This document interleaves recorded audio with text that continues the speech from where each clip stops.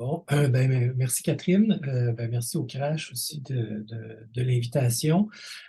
Comme Catherine le disait dans son introduction, notre présentation d'aujourd'hui elle vise à présenter un projet de recherche sur les effets du REM, ou en fait la construction et la mise en service du REM sur la ville de Montréal en général. Parce que, comme on va le voir, le REM, c'est plus qu'un moyen de transport, c'est plus qu'un service de train là, qui va traverser certaines parties de l'île de Montréal. C'est aussi pensé et même vendu par le gouvernement, les autorités et la Caisse de dépôt comme un moyen de développement urbain, un outil de développement urbain. Et c'est ça qui nous a intéressés dans le cadre de cette recherche-là.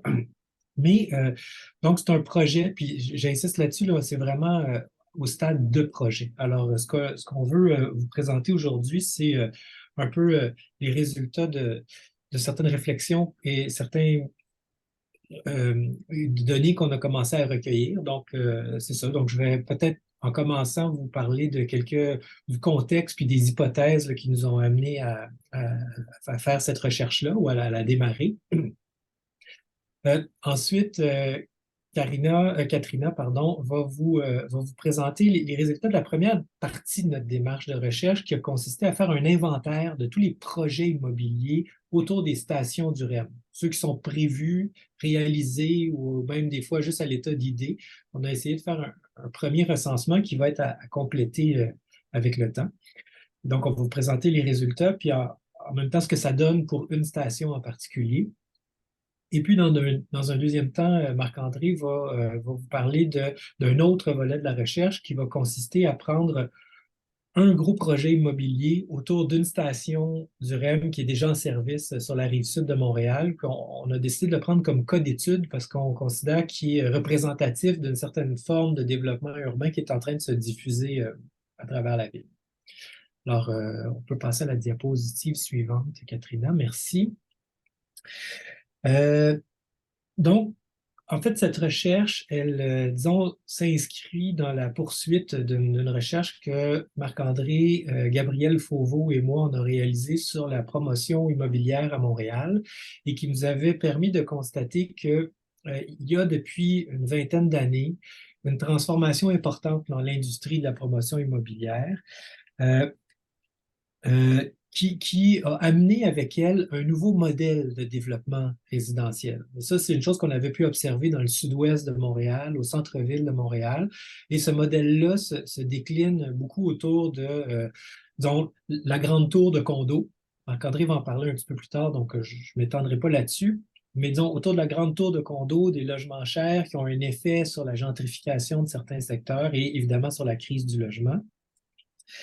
Euh, Ce modèle de développement est apparu en même temps que d'autres acteurs investissaient le marché de la promotion immobilière, qui sont des fonds d'investissement, donc des acteurs financiers qui ont commencé à investir dans la construction résidentielle et qui ont participé au développement de ce modèle, disons, de ce modèle particulier de développement résidentiel.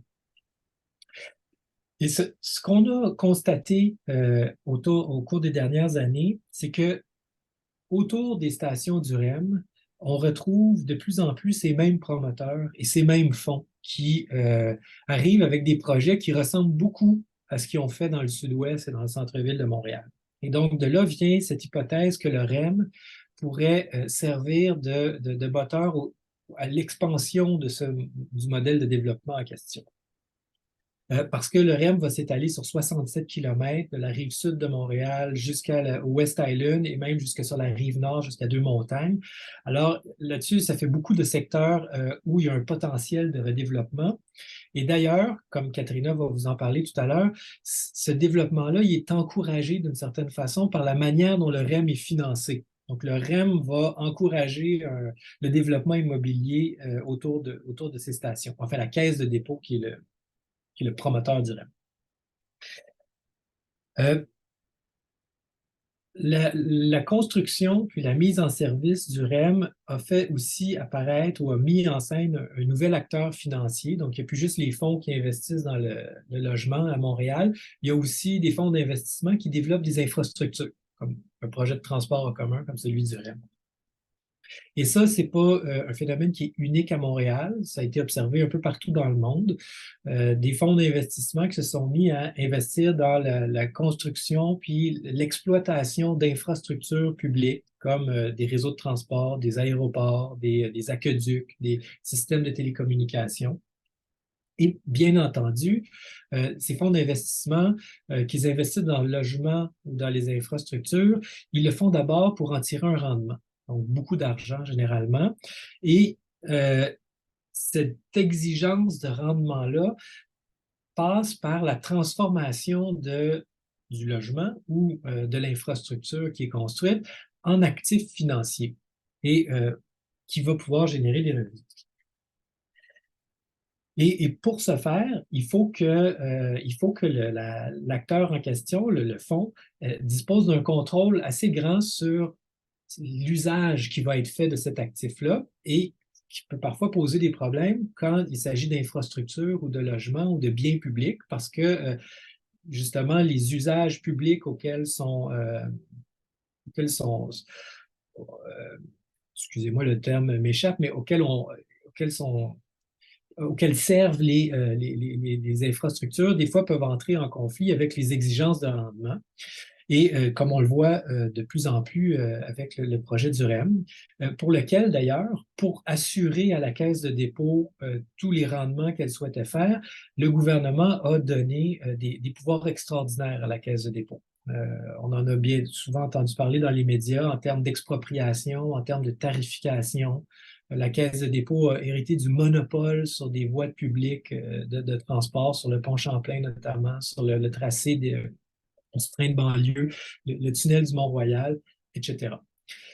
Et donc, en résumé, l'émergence de fonds, à la fois dans le domaine du logement et dans le domaine des infrastructures, nous amène à voir que la financiarisation dont on parle de plus en plus se limite peut-être pas nécessairement à la seule question du logement, mais peut être pensée à l'échelle de la ville.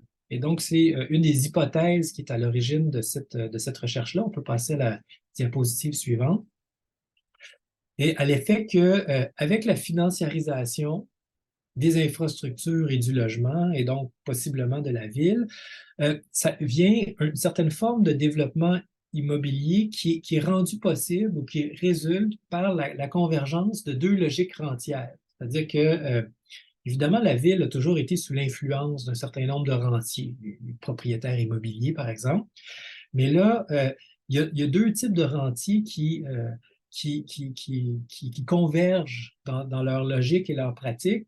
On a d'un côté les promoteurs immobiliers et de l'autre côté les fonds d'investissement qui, eux, sont des rentiers plutôt financiers. Mais non, il y a ces deux logiques-là qui entrent en ligne de compte et qui produisent une certaine forme de développement urbain. Et c'est ce que nous, on souhaite étudier en faisant l'hypothèse que ces acteurs-là sont les principaux moteurs de ce qu'on va appeler la fabrique de la ville néolibérale, c'est-à-dire qu'ils ne se contentent pas juste de construire du bâti, mais ce faisant, ils produisent aussi des modes de vie, donc des façons de vivre en ville, des façons d'organiser la vie collective et donc l'accès différencié à certains espaces, au logement, à des services, etc. Et pour étudier cette fabrique de la ville, on a retenu un projet en particulier qui est le projet Solar Unicartier à Brossard, pour des raisons que Marc-André va vous expliquer, mais parce qu'il est, à notre avis, assez représentatif de ce qu'on pense qui va se développer aux abords du REM. Alors, j'arrête ici pour passer la parole à Katrina qui va, en fait, on va peut-être faire des petits allers-retours, elle et moi, là, pour vous parler de la première étape de la recherche qui a consisté à faire un inventaire de tous les projets de développement résidentiel autour des stations du REM. Alors, vas-y, Katrina. Donc, dans le fond, ce qui est important de comprendre, c'est que la Caisse de dépôt et de placement, il y a un règlement qui a été adopté, là, qui est le règlement qui concerne la redevance de transport à l'égard du REM. Donc, elle se rembourse dans son investissement à même les constructions qui se situent aux abords des différentes stations, dans le fond. Donc, c'est un montant maximal de redevance de 600 millions de dollars, qui est d'une durée de 50 ans ou jusqu'à ce qu'on atteigne le 600 millions.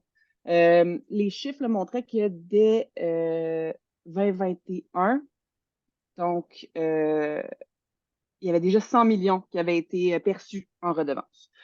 Comment ça fonctionne? C'est assez intéressant. Dans le fond, je vais vous montrer la carte. Excusez-moi.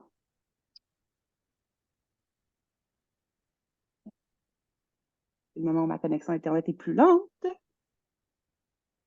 Alors, ici, j'ai réalisé une carte. Dans le fond, ce qu'on voit en rouge, c'est toutes les stations du REM. Dans le fond, le REM de l'Ouest est la partie là, Brossard. Et les constructions aux alentours.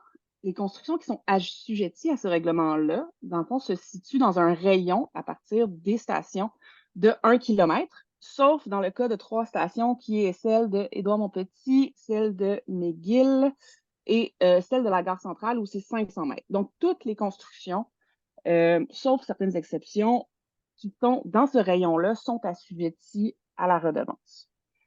Comment ça fonctionne? C'est quand un promoteur ou même un particulier fait une demande de permis à la ville, en fonction de la superficie de bâtiment, il y a des montants qui vont être perçus à même, dans le fond, à l'émission du permis, de 122 $ par mètre carré de superficie de travaux qui sont assujettis.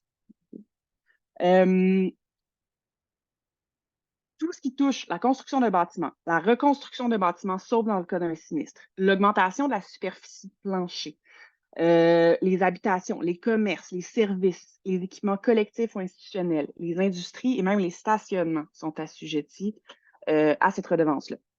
Il y a quelques exceptions, les organismes publics, les CPE, les OBNL, les mandataires de l'État, les organismes d'action communautaire et toute autre personne qui est désignée par le gouvernement. Ils ont donné comme exemple l'aéroport de Montréal. Donc, on va revenir. Donc, ce qui est intéressant, en fond, c'est que ce règlement-là est entré en vigueur à partir de 2018, mais à ce moment-là, la redevance n'était pas complète, donc ce n'était pas le 122 $ par mètre carré. On parlait de 50 et à fil des années jusqu'à 2021 où on a atteint là, le 100 de redevance sur les permis. Chose aussi intéressante à noter, les permis ne peuvent pas être fractionnés pour éviter la redevance. Donc, dans le fond, si on fait plusieurs demandes de permis, ça va être mis ensemble. Il y a quelques exceptions. Si jamais vous avez des questions à ce niveau-là, on peut en parler après. Oui, bon, écoutez, c'était juste pour vous représenter graphiquement la carte du réseau du REM de l'Ouest. Là. La partie qui a été mise en service, c'est celle qui relie la rive sud à la gare centrale pour l'instant, mais tout le reste va entrer en fonction au cours des prochaines années. Et donc, c'est à partir de cette carte-là qu'on a entrepris ce travail d'inventaire des projets autour de chacune des stations. Et là, on peut passer à la diapositive suivante, Katrina, mais avant d'aller plus loin, là, je souhaiterais souligner, parce que des fois, les chiffres ne sont pas révélateurs de tout le travail qui se situe derrière, là, mais ce recensement station par station, terrain par terrain, calculer le rayon autour de chaque station. C'est un travail extrêmement minutieux à faire et c'est un travail qui a été accompli pour l'essentiel par Katrina là, qui est avec nous et on la remercie beaucoup parce que c'est vraiment ça nous fournit une très bonne base, puis il n'y a pas d'autre moyen de le savoir qu'en regardant terrain par terrain. Alors, c'est ce qu'elle a fait. Alors, qu'est-ce que ça donne pour l'instant? On a réussi à recenser 43 projets autour des différentes stations. Et ça exclut les stations qui vont sur la rive nord, parce on ne s'est pas rendu là jusqu'ici. Donc, on a fait les stations de la rive sud jusqu'à Sainte-Anne-de-Bellevue. Et donc, ça donne 43 projets. Il y en a d'autres à venir. Comme pouvez voir au bas du tableau, il y a encore des terrains qui ont été achetés par des promoteurs, mais qui ne sont pas encore développés, sur lesquels il n'y a pas encore d'annonce. Mais on présume qu'au cours des prochaines années, il va y en avoir d'autres. Et donc, c'est pour ça que ce travail-là, c'est une base, mais qui va être à compléter au fil des mois et des années.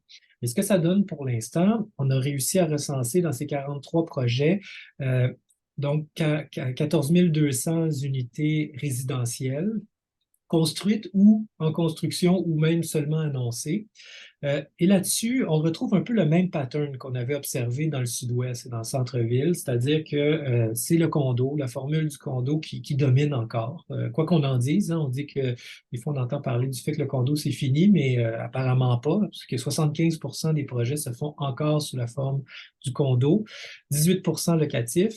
Euh, il y a deux projets de logements sociaux, c'est revient à 2%, là, mais un à Ville-Saint-Laurent puis un sur la rive sud. Mais on voit que c'est très marginal par rapport à l'ensemble du développement. Et peut-être dernière chose, les fonds d'investissement dont je vous parlais tout à l'heure sont encore présents pour à peu près 4 500 unités, ce qui équivaut à 32% de c'est ce qui est annoncé pour l'instant. C'est moins que ce qu'on avait observé dans le Griffintown, dans le centre-ville, mais pour l'instant, les fonds, on dirait, se sont concentrés sur les secteurs euh, plus sûrs. En fait, c'est essentiellement les secteurs où le REM est déjà en service en ce moment, c'est-à-dire sur la rive sud, à l'île des Sœurs, ou dans le Griffintown. Bref, c'est dans les secteurs un peu moins risqués pour l'instant, mais on peut faire l'hypothèse que ça pourrait changer au fur et à mesure que les autres stations vont ouvrir et enfin, le service va se développer. Alors, je te recède la parole, Catherine. Je vais vous montrer un exemple, une station, c'est la station Bois-Franc à Saint-Laurent. La raison pour laquelle on l'a choisi, c'est parce que il y a beaucoup de choses qui sont déjà très concrètes, certaines choses qui sont déjà construites, d'autres planifiées.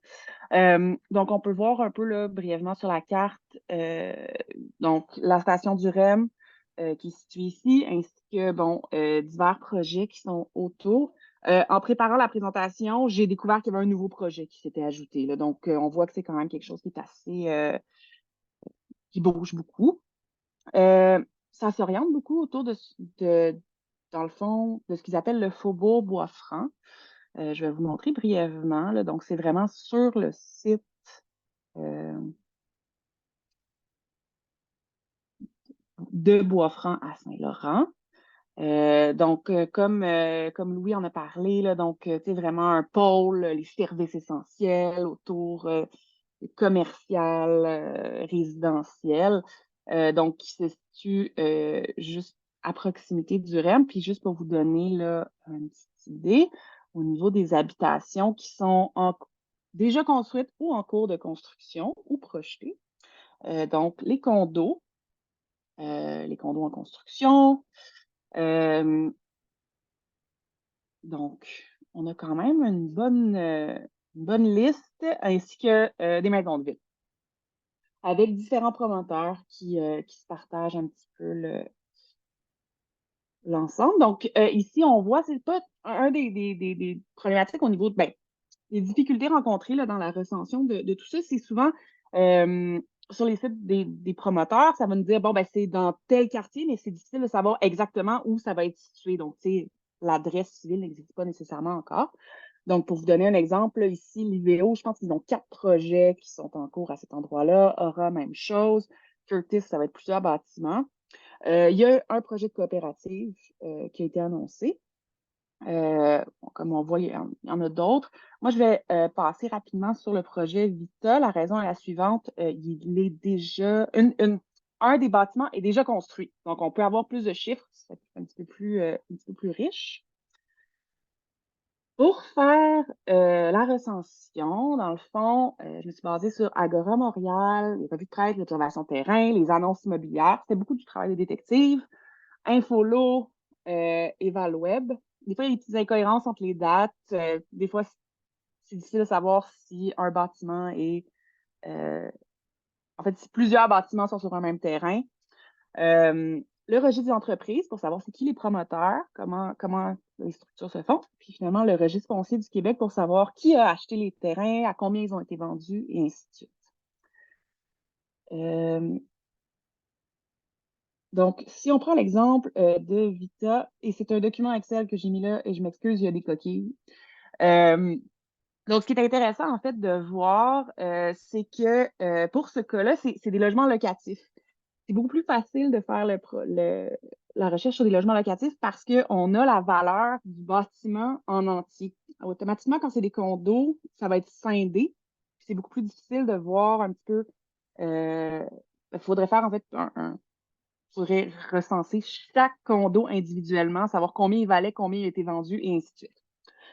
Donc, 136 logements locatifs, 7 étages. Donc, on voit la taille du terrain, l'aire d'étage. Et je me suis amusée par pur plaisir à calculer combien ça aurait coûté en redevance si le permis avait été déposé aujourd'hui. Donc, en redevance, si le permis avait été déposé aujourd'hui, ça serait à peu près 1,4 million en redevance que les promoteurs auraient dû débourser. La construction date de 2020. Donc, je ne sais pas exactement quand est-ce que le permis a été déposé et s'il y a eu des redevances, mais ça donne une idée un petit peu de tout ça. Dans les choses où j'aimerais ça attirer votre attention, dans le fond, c'est de voir que en 2000, donc pour le rôle de 2023-2025, on parle d'une valeur d'immeuble, donc qui comprend le bâtiment et le terrain, de 45 millions. Alors qu'au rôle antérieur, on était à 34 millions. Donc, on voit quand même que ça a pris de la valeur. On peut aussi voir là, c'est ça, qui a acheté à combien le terrain, en quelle année. Donc, ça a été acquis en 2017. Le promoteur, dans ce cas-là, c'est Nova VSL Immobilier. C'est une société en nom collectif. C'est rare qu'on ait vu ça dans le cadre du projet, mais je voulais juste vous montrer un petit peu à quoi ça peut ressembler. Et de la même façon, Sotramont est très actif dans le faubourg Bois-Franc. Donc, c'est une autre. Ça faisait partie du travail, dans le fond, de savoir, bon, c'est qui le promoteur, mais c'est qui se cache derrière chaque palier des entreprises. Et je passe le relais. Oups, excuse-moi. À ma part. OK. Donc, on a choisi donc le projet Unicellar Quartier qui est connecté à la station du quartier à Brossard, hein, dans la carte qu'on a vue précédemment. Là, c'était comme la deuxième station entre Panama et la dernière station. Donc, c'est un projet qui a démarré en 2017, donc branché directement sur le REM. C'était fait pour ça. C'est piloté par, on en a parlé avant, Louis en a parlé, là, mais par un consortium d'une grande entreprise de promotion immobilière, Devinco, et deux fonds d'investissement, un fonds de la solidarité de l'FTQ et le fonds d'action qui est associé à la CSN. Ces mêmes acteurs-là travaillent souvent ensemble sur d'autres projets aussi, hein. On peut les retrouver sur d'autres projets à Montréal et autour de Montréal. Au total, là, les montants, ça peut se promener, là, à peu près 3 milliards. Et ça comprend donc autant de l'habitat que des espaces commerciaux et des espaces de bureaux. Il faut comprendre. Et alors, ça, ce que ça. Alors, et en plus, bon, un hôtel, deux établissements de formation, une grande place pour des événements publics.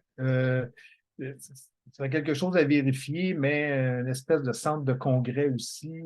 Parce que là, il faut comprendre que les gens habitent là, mais ne travaillent pas nécessairement là. Certains oui, d'autres non. Ils vont travailler à Montréal. C'est un peu ça qui est le pitch publicitaire. On est à 15 minutes du centre-ville de Montréal, à partir de la station du quartier. Et il y a des gens de Montréal ou d'ailleurs qui pourraient venir aussi appeler à travailler là. Donc, ça, c'est le projet grosso modo. Diapositive suivante, s'il vous plaît. Bon, ça, c'est la location du site. Alors, dans la première carte, on voit tout le développement dans son territoire. Alors, on voit, bon, l'autoroute 10, donc à côté, c'est le 10-30 et l'autoroute 30 qui passe pas loin. La ligne du REM, on le voit là par l'espèce de petite ligne jaune. On voit aussi dans cette carte-là la part du locatif, le condo, le résidentiel retraité. Il y a un projet de résidentiel retraité, mais il y a surtout condo et locatif. Après ça, il y a du commercial, du bureau, il y a un hôtel et il y a des parcs. Dans l'autre carte, on voit à l'intérieur, là, on ne le voit pas tellement, mais on voit le nom des projets aussi. Les différents projets de condos et de logements locatifs euh, présentés. Là, on n'en est pas encore là, mais éventuellement, bon, pour l'instant, on peut le dire, on ne parle pas de mixité sociale là, pour les gens qui se trouvent à rester là naturellement. Là. Pour l'instant, c'est du condo, c'est donc l'accès à une propriété, mais qui est assez coûteuse, et du locatif assez coûteux aussi. La plupart des projets sont construits, sont terminés. Il y en a qui sont vendus à 100 d'autres, c'est en train de. Donc, il s'agit là, de ce qu'on appelle là, un projet. Non, revenir, oui, merci. Un Transit Oriented Development qui intègre trois fonctions, là, logement, habitat, bureau, commerce. Le pitch de vente donc, du projet, c'est vivre, travailler, se divertir. Ça implique ces trois fonctions-là, en plus des espaces publics qui sont développés. La forme urbaine qui se déploie, c'est ce qu'on a retrouvé dans ce qu'on a déjà vu à Montréal à certains quartiers. Donc, c'est une densification qui est revendiquée par la plupart des promoteurs, mais là, elle est en acte. Une verticalité aussi, c'est des tours d'une quarantaine d'étages pour certaines d'entre elles. Donc, verticalité des cadres bâtis qui permet très souvent donc, de segmenter l'espace en petits espaces et penthouses. Il y a aussi des espaces pour trois chambres à coucher famille. Là, il faudra voir, on n'a pas encore fait le relevé de tout ça. Et ça intègre aussi donc les différentes fonctions, là, travailler, aller se divertir, commerce de proximité, commerce de services de santé aussi, et différentes formes de tenure de logement. Donc, c'est ce qu'on appelle, c'est ce qui s'est développé à Montréal. Est-ce que les promoteurs eux-mêmes appellent des communautés verticales? Donc, c'est l'idée aussi qu'on peut proposer un mode de vie. Donc, il y aurait une communauté à l'intérieur de ces tours-là qui pourrait se former. Donc, on a pensé que dans la diapositive suivante, merci beaucoup, donc, pour nous, c'est un modèle idéal typique, c'est-à-dire que ça reprend différents éléments qu'on a vus ailleurs et qu'on pense revoir dans le déploiement là, je dirais, des projets immobiliers autour du REM, mais c'est un concentré de tous ces éléments-là. C'est pour ça qu'on lui donne un peu cette qualité-là, entre guillemets, d'un modèle idéal typique qui pourrait se développer parce que vous avez vu que c'est un quartier qui est enclavé. Il n'est pas dit que tous les quartiers, que tout le développement autour du REM va se déployer de la même manière, mais en tout cas, cela, c'est un concentré de la dynamique qu'on peut retrouver un peu partout. Et pour nous, deux aspects qu'on veut exposer, analyser à venir, finalement, c'est premièrement ce qu'on appelle la fabrique de la ville néolibérale, c'est-à-dire tout le processus économique, politique et social qui mène à la réalisation de ce projet-là, mais qui peut nous éclairer sur d'autres projets aussi. Dans le projet Solar Uniquartier, il n'y a pas eu d'opposition très forte. Dans d'autres projets autour du REM, il y a des oppositions sur, par exemple, la présence de tours d'habitation.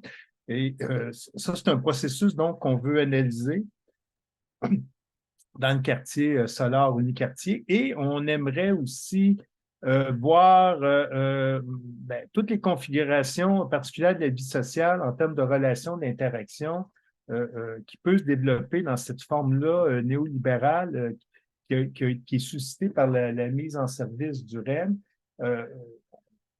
On a été déjà visiter une fois sur place, voir à quoi ça ressemblait, mais l'idée, c'est de faire une recherche, une étude de cas, finalement, on pourrait dire, dans ce quartier-là pour nous aider à expliquer, dévoiler aussi ce qui pourrait se développer et ce qui est projeté aussi par, pas juste ce consortium-là, mais par d'autres promoteurs aussi autour du REM, mais pas juste autour du REM. Bon, je vous rappelle, par exemple, qu'il va y avoir le projet Bridge Bonaventure. Il est question aussi de développer une station du REM là, dans le coin du bassin Pi. Et d'ailleurs, le consortium a un projet, là, Vision Bridge Bonaventure. Il y a les 3 acteurs que j'ai nommés, plus d'autres.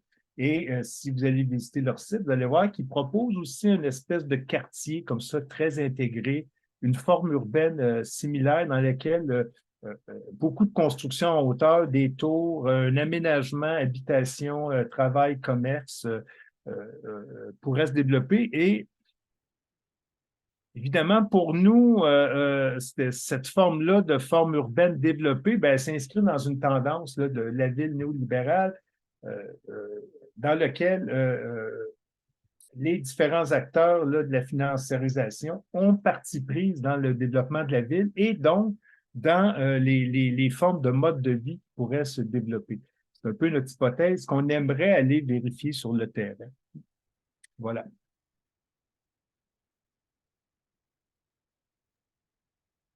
Alors, ben, voilà. Merci. On te repasse la parole, Catherine. Oui, merci à vous pour cette belle présentation. On va ouvrir à une période de questions. Donc, je vous invite à lever votre main si vous avez des questions à adresser à nos présentateurs, présentatrices. Oui, la parole est à Louise Constantin. Oui, bonjour. Merci beaucoup. Écoutez, je suis un petit peu déphasée. Je pense que l'élément fondamental de votre présentation, vous le tenez pour acquis, là, mais moi, c'est nouveau, puis je suis pas sûre d'avoir bien compris. Si j'ai bien compris, les développements immobiliers qui se font dans un rayon de 500 à 1 km d'une station du REM, les promoteurs sont obligés, par une loi ou un règlement qui a été adopté en 2018, de verser 122 $ par mètre carré du terrain sur lequel ils construisent à la caisse de dépôt. C'est ça? Ça, c'est comme, en plus des coûts d'acquisition, de développement et tout ça, ils sont tenus de payer une sorte de taxe à la caisse de dépôt. Puis ça, ils acceptent ça. Puis là, je vais vous dire pourquoi, là, j'ai une idée derrière la tête, là. C'est que là, il y a le règlement 2020 de Montréal, là, qui va être amendé.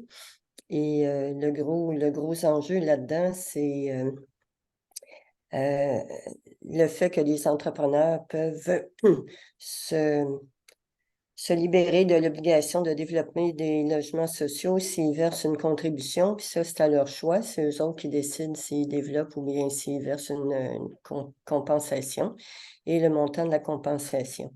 Mais dans le cas du REM, on dirait que c'est obligatoire, puis ça ne leur pose pas de problème parce que pour le règlement 2020, ils disent « Ah ben là, ça augmente les coûts, il va falloir transférer ça aux acheteurs, etc. » En tout cas, il y a toutes sortes. Alors, bon, vous me voyez venir, là.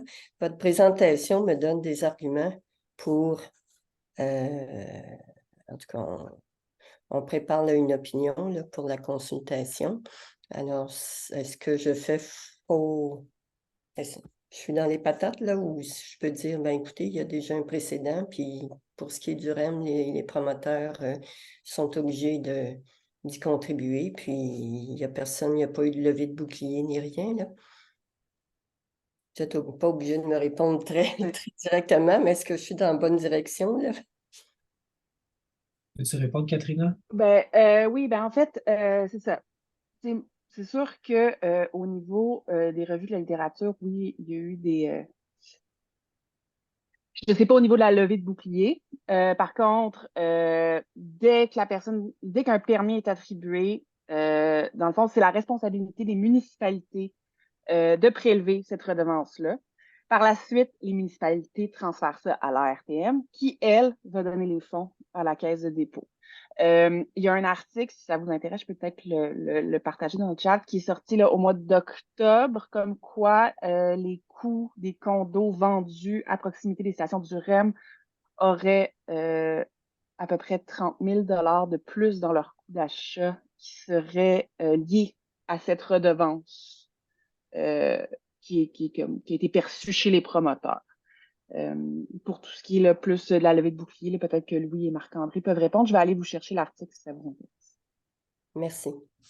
Ben, ce que je peux dire, c'est que je pense que, premièrement, je pense que vous avez tout à fait raison, Louise, là, de faire cette analyse-là. Effectivement, et c'est pas les promoteurs qui se sont opposés à ces redevances-là, ou très peu, là. Évidemment, l'IDU avait publié des lettres au moment où l'idée avait été évoquée, mais c'est parce qu'au départ, l'idée, c'était de financer le REM à même un autre mécanisme qui aurait consisté à prélever une partie de la valeur créée par les projets immobiliers, la valeur foncière. Ça s'appelle la captation de la plus-value foncière. Donc, anticipant que les projets immobiliers feraient monter la valeur du sol, le gouvernement voulait permettre à la Caisse de dépôt de capter une partie de ce surplus de valeur qui aurait été créé par les projets immobiliers. Et celles qui s'y sont opposées le plus vigoureusement à cette mesure-là, c'est les municipalités, surtout sur la rive sud, qui ne voulaient pas qu'on touche à leur assiette fiscale. Parce qu'on le sait, là, les villes se financent beaucoup grâce à la taxe prélevée sur la valeur foncière et disaient, ben là, déjà qu'on n'a pas beaucoup de moyens, on ne va pas les partager avec la Caisse de dépôt. Et donc, le compromis que le gouvernement a fait, ça a été d'instaurer cette redevance-là sur les coûts de construction. Donc, les promoteurs, ils ne payent pas sur l'augmentation de la valeur du sol, mais plutôt sur ce que ça leur coûte de construire. Ce qu'on n'a pas dit dans la présentation, parce que mais aussi, comme la Caisse de dépôt s'attendait à recevoir de la captation de la plus-value foncière aussi, le gouvernement verse 520 millions de dollars à la Caisse en guise de compensation pour la captation à laquelle elle n'aura pas droit. Mais bon, là, je prends un détour et on s'éloigne un peu de votre question, Louise, là, mais c'est tout à fait vrai que dans ce cas-ci, les promoteurs sont soumis à cette exigence-là et ne s'en sont pas plaints autant que lorsqu'il y a eu le projet 20, ben, la politique du 20-20-20 qui a été adoptée.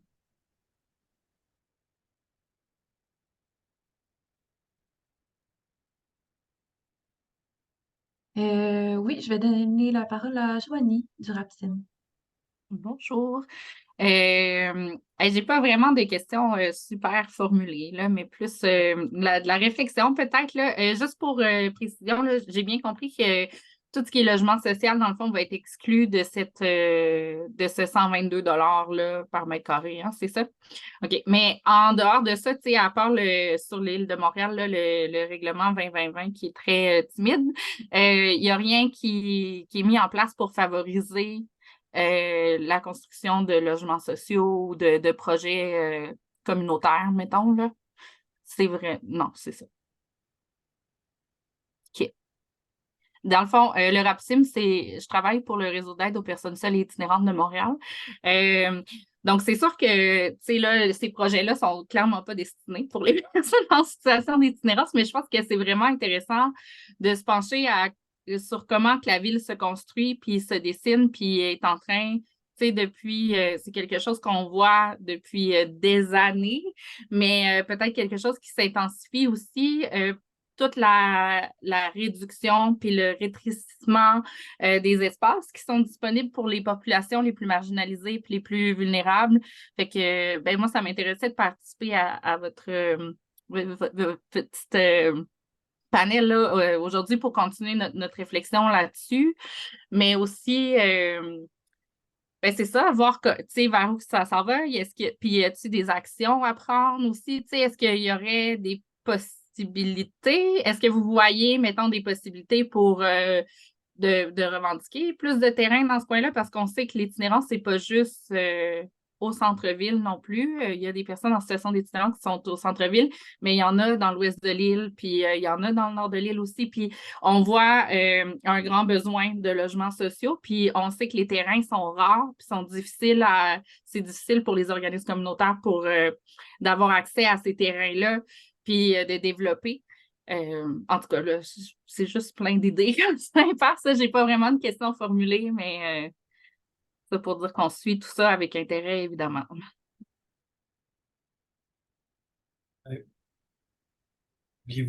Moi, j'ai peut-être un petit commentaire, mais vous pourrez compléter, là. Vas-y, Katrina, tu as l'air d'avoir. Ben, tu sais, puis j'ai vraiment pas la réponse. Puis je l'ai peut-être mal précisé là aussi dans la présentation. Le 122 c'est indexé chaque année. À la base, ça a commencé, c'était comme 100 quelque- ça augmente à chaque année en plus. En fait, c'est par rapport au terrain, parce que moi, j'ai juste fait de la recension de terrain existant, puis de savoir qui les avait vendus puis qui les avait achetés, puis dans quelle année. Puis la majorité des terrains ou que j'ai vus, en fait, on voit que c'est comme si, puis là, Louis précisera, mais il y a clairement eu une forme possible de spéculation, de dire, tu sais, le REM, ça fait longtemps qu'on en parle, ces terrains-là, la majorité, sans que ce soit exhaustif ou sans que ce soit, tu sais, ont été achetés dans les 20 dernières années, euh, même dans les 10 dernières années, ou même dans les 6 dernières années. C'est vraiment juste anecdotique de ce que j'ai vu. Et ça fait effectivement partie de choses qui restent à faire, là, parce que c'est un travail assez minutieux là, pour chaque terrain d'aller comparer la date d'achat, l'évolution de la valeur, etc. Mais effectivement, cet élément spéculatif là, va être à documenter par la suite parce que, bon. Euh, mais, mais je pense que aussi, moi, ce que j'avais envie d'ajouter sur la question, c'est quand Marc-André parle de fabrique de la ville ou on parle d'un modèle de développement, euh, l'intérêt de la recherche, de notre point de vue, il se situe là. C'est-à-dire qu'on a l'impression que, il y a un modèle ou une façon de développer la ville qui est en train de se mettre en place autour de toutes les possibilités de développement qui existent. Alors, une des possibilités de développement, c'est le REM en ce moment. On parle beaucoup d'un réseau structurant de transport pour l'Est de Montréal où je ne serais pas surpris qu'on nous arrive avec des propositions similaires, c'est-à-dire autour des stations, on va favoriser du développement économique, etc. La ligne bleue. La ligne bleue, c'est ça. Là, la Caisse de dépôt à Québec vient d'avoir 2 mandats, un pour un tramway, puis on fait ce qu'il en reste, puis un pour. Bref, la Caisse de dépôt envisage aussi une extension du REM sur la rive sud là, pour relier Brossard au métro Longueuil. Euh, et donc, et aussi à Montréal, il y a plusieurs grands sites où on retrouve à peu près les mêmes acteurs, là, qui sont convoités par les mêmes acteurs. On passe à, Marc-André a cité le Bridge Bonaventure, mais il y a Blue Bonnet, il y a le site de l'ancienne usine Molson. Il y a apparemment des grands terrains dans l'est de la ville font l'objet de grandes convoitises, à la Chine aussi. Bref, et donc, c'est ça. L'idée d'étudier l'unisolar, le quartier unisolar à Brossard, c'est pour voir un peu qu'est-ce qui se fait, puis et qu'est-ce qui ne se fait pas aussi, puis qui n'a pas accès à ces terrains-là. Puis on en a déjà une bonne idée en se promenant puis en voyant, mais après ça, c'est d'examiner les dynamiques d'un peu plus près, puis pour justement s'outiller, pour revendiquer peut-être autre chose sur les terrains qui sont encore disponibles. Bon, Marc-André, tu l'as peut-être.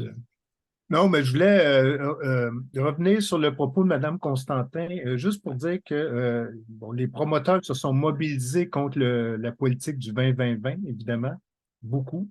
Mais par rapport aux redevances liées au REM, non. Et pour eux, ben, ils ont vu que ça pouvait être facilement remboursable, ça, cette redevance-là, par des projets. Tu sais, quand on parle de densification, c'est une manière de rentabiliser à l'extrême là, des projets. Là. C'est-à-dire qu'on favorise là, comment dire, du studio, du 2. Les promoteurs, dans le cadre de notre recherche, parlaient de micro-condos. Donc, on multiplie les projets à l'intérieur d'une tour. Donc, je veux dire, ça peut se rentabiliser, ça. Alors, là-dessus, je ne dis pas là, que c'est comme ça, mais de l'extérieur, on peut dire que pour eux, c'est un échange, c'est win-win, autrement dit. Oui, on va payer une redevance, mais ça promet des projets assez rentables pour promoteurs et fonds d'investissement aussi. Alors que la politique du 20-20-20, c'est autre chose. Pour eux, c'est plus compliqué, c'est plus contestable. Il y a des choses qui ne se disent pas souvent, qui se sont déjà dit, c'est possible qu'une partie des 20 du 20 de logements familles, logements sociaux, puisse avoir un effet de dévalorisation des propriétés qui vont être là. Ça aussi, on n'en parle jamais, on en parle peu, mais c'est quelque chose aussi qui demeure. Alors, ça, les promoteurs aiment mieux dire que c'est compliqué, c'est ça, mais en même temps, c'est une réalité. Donc, ça a un impact, ça. C'est pour ça que la lutte à la politique du 20-20-20 est beaucoup plus féroce. Alors que du côté des redevances, ben là, Louis, tu me corrigeras ou Katrina, mais il n'y a pas eu de lutte, il n'y a pas eu de revendication de la part des promoteurs, ou très peu en tout cas. Merci pour ces précisions. Louise, est-ce que vous souhaitiez réagir à ces propos-là? Sinon, je passerai la parole à Olivier de Infologie, c'est son premier tour de parole, dans le fond. Ben, je vais attendre, c'est pour un autre OK, sujet. parfait. Donc, Olivier. Merci. C'est aussi sur un autre sujet. J'ai fermé ma caméra puisque ma connexion Internet est très instable. Si jamais je perds l'Internet, je vais l'écrire dans le chat, ma question. En fait, merci beaucoup là, pour le travail que vous faites et pour le travail colossal là, de recherche sur le terrain et de vulgarisation que vous faites. Les questions que ça me soulève, ce que vous présentez aujourd'hui, c'est que, tu sais, il y a tu sais, en ce moment, on a des transports très polluants, entre autres, pour relier les banlieues à la ville. Tu sais, l'automobile est comme un système terrible là, d'un point de vue de développement de la ville. Puis, tu sais, justement, dans des quartiers que nous, on couvre, là, comme dans l'est de l'île de Montréal, dans Anjou, dans Pointe-aux-Trembles, dans Rivière-des-Prairies, c'est terrible, là, se déplacer en transport en commun de ces endroits-là. Et là, les questions, en fait, que ça me soulève, c'est comment est-ce qu'on peut faire pour que des projets de développement collectif, des projets d'infrastructure de transport soient pas récupérés ou le moins possible par des gens qui veulent en profiter pour faire la pièce, finalement, avec toutes les conséquences que ça connaît, qu'on connaît dans le fond, notamment les augmentations de loyers, la spéculation sur le voisinage, l'entourage, la gentrification que ça amène, les expulsions de ménages précaires, etc., l'itinérance qui a déjà été nommée aussi. Puis là, en fait, un autre degré à ma question, c'est que là, on dirait qu'il y a de plus en plus d'intérêt public en jeu. Entre autres, quand la Caisse investit, puis que là, ça devient carrément l'argent des contribuables qui est en jeu. On dirait que c'est... Puis, tu sais, les revenus des villes là, dépendent aussi de la valeur foncière, comme on en a parlé tantôt, tu sais. Puis on dirait que de plus en plus de gros joueurs publics, des joueurs qui devraient garder les intérêts de la population en premier lieu, finalement, ben, dépendent maintenant de ces développements-là pour s'autofinancer, tu sais. Donc, je m'excuse, là, je pars un peu dans toutes les directions, mais ma question, c'est comment faire pour que ces projets de développement-là, finalement, ben, ils soient positifs pour la population et pour l'environnement et pas juste pour les gens, pour qu'il y ait des occasions de profit. Merci beaucoup. En tout cas, je vais commencer, puis la première affaire là-dedans, c'est le statut même du premier opérateur, là, la Caisse de dépôt et de placement. C'est ça qui est problématique, finalement. C'est pas juste une source de financement public pour aider le développement de la nation québécoise, là, comme on l'a déjà dit. Là, c'est clairement la raison pourquoi CDPQ fait ça, c'est financer une infrastructure publique, mais la raison première, c'est faire croître ses avoirs, là. Donc, il y a tout de suite une logique financière par rapport à ça. Ça a beau être notre bas de laine à nous, on s'entend, mais au-delà de ça, c'est de faire fructifier. Hein? Donc, il faut qu'il y ait une logique de rentabilisation. Puis là, on pourrait rentrer dans les détails, là, ce que la Caisse de dépôt a demandé, a pris comme droit. Donc, la première chose qui a interrogé, c'est le droit que la Caisse de dépôt prend là-dedans. C'est quasiment elle là, qui a écrit elle a écrit le droit d'exploiter cette infrastructure-là, puis elle a empiété sur le droit des autres. Donc, la première chose qui est questionnable, c'est ça. Puis la Caisse de dépôt prend le modèle qui existe ailleurs. Hein. Ce n'est pas le seul fonds des employés du gouvernement qui intervient là-dedans. En Ontario, le Fonds des enseignants, Teacher, le fait, là, puis il le fait encore plus si ça se trouve. Alors, la première chose, c'est ça. Donc, c'est pas la même chose qu'un financement public, là, qui engage gouvernement et État, dans lequel le bien commun est supposé être la première chose dont on veut faire valoir. Dans le cas de la Caisse de dépôt, elle est intervenue là-dedans dans un but, c'est de dire de faire accroître là, le bas de laine des Québécois, mais sans qu'on soit jamais consulté là-dedans.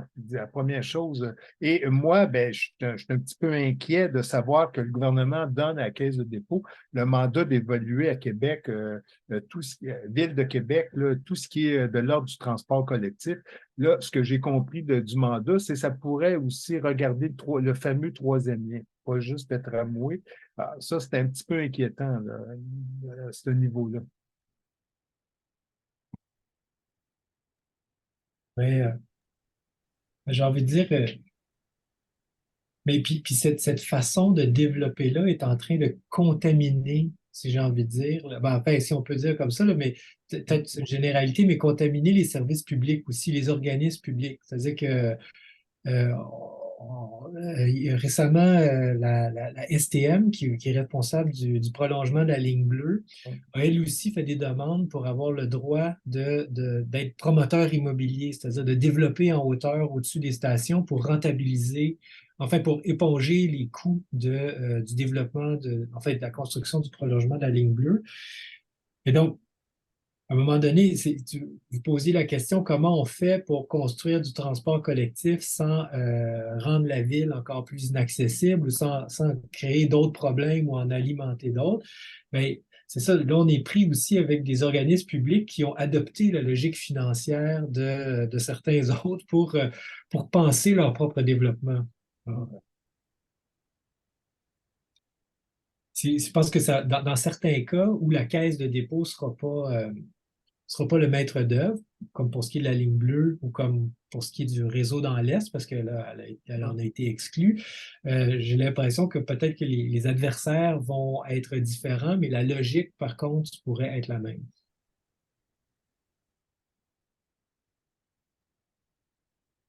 Merci. Ça répondait à ta question, Olivier, en partie en tout cas. Euh, donc, je passerai la parole à Louise pour la dernière intervention avant qu'on mette fin au séminaire midi. Merci. Ça m'étonne que vous ne l'ayez pas mentionné, là, mais il est arrivé quelque chose ces derniers jours qui va encore plus dans le sens de la libéralisation. C'est l'adoption d'un amendement au projet de loi 31 qui permet aux villes maintenant de passer outre à toute réglementation, plan d'urbanisme, qui abolit encore le droit au référendum. Bon, on sait que ce droit-là est parfois joue pour nous ou contre nous, là, parce que ça peut remettre en question des projets de logement social, mais il reste que c'est un outil de démocratie. Et même les plans d'urbanisme qui ont été développés, ils l'ont été avec des consultations citoyennes et la participation. Alors là, si les villes adoptent ça et elles sont très tentées de le faire, ben là, finalement, ça va être le free for all. Là, on vit une période assez déprimante. Là. On tombe dans l'ère Reagan-Thatcher à nouveau. Puis, bon, voilà, c'était le commentaire que je voulais faire, là. C'est pas très encourageant. Mais en tout cas, on est Ben, là, on va résister quand même, là. ben, juste pour faire du pouce sur ce que vous dites, là, effectivement. Mais il y a tellement d'éléments qu'on ne pense pas tout mettre non plus. Mais ce qu'on peut dire, c'est que ça répond à l'appel des promoteurs qui disent que puis notre gouvernement actuel provient aussi du milieu des affaires. Je pense à la ministre responsable, là, entre autres. Euh, les promoteurs nous disent qu'il faut construire, il faut développer là. La crise du logement, là, la régler, c'est construire, construire, construire. Dans des interventions que Louis a fait dans les médias, entre autres, puis qu'on a déjà fait avec la recherche, c'est qu'ils ont construit. Hein, des années 2000 jusqu'à aujourd'hui, à Montréal, nous, on calculait que Griffintown Sud-Ouest, 88% des portes qui ont été construites, c'est du condo. Donc, ils ont eu les clés du développement, ça a construit du condo. Là, parce que la situation économique est particulière, ben, ils veulent moins d'obstacles encore. Donc, le gouvernement répond aussi à l'appel du pied des promoteurs, que ce soit directement ou par l'Institut de développement urbain. Il y a bien d'autres choses aussi. Alors, ce que vous dites, là, ce qui a été inclus dans le projet 31, ben, ça rentre là-dedans aussi, ça a accéléré. Puis on pourrait dire, là, si on avait le temps de parler du phénomène qu'il y a à Blue Bonnet, qu'est-ce qui est arrivé pour que, à Blue Bonnet, là, je rouvre et je ferme rapidement. La ville a appelé les promoteurs à intervenir. Les promoteurs n'ont pas intervenu. Ça, là, dans les années 80, on aurait dit que c'est une grève du capital. Puis ce que ça a forcé différents acteurs à dire ça prend une autre affaire. Puis là, ben, les promoteurs et d'autres personnes ben, sont embarqués dans un comité où ils disent qu'ils doivent fournir un plan de développement en temps de temps. Puis ce plan de développement-là doit être intégré. Donc, on voit qu'il y a une remise en question des pouvoirs publics aussi, là, par les deux bouts, finalement. Autant à Québec que dans les municipalités. Fin de la parenthèse. Je rappelle Mme Plante, notre mairesse, qui avait dit c'est pas les promoteurs qui vont nous dicter quoi faire à Montréal, il y a quelques années. Merci infiniment, c'était très instructif. Oui, merci beaucoup aux présentateurs, présentatrices. On arrive au bout de notre heure. Dans le fond, merci aussi à tout le monde qui était là aujourd'hui avec nous. Le Crash, on organise des séminaires midi comme ça quelques fois par année. Je vous invite à nous suivre sur notre page Facebook ou encore à aller visiter le site internet du Crash qui est crach.ca. Pour être mis au courant de nos activités, puis aussi pour vous inscrire pour suivre notre infolettre. Donc, je vous remercie beaucoup, puis je vous souhaite une belle après-midi. Merci. Bon après-midi. Merci beaucoup. Merci. Merci, au revoir.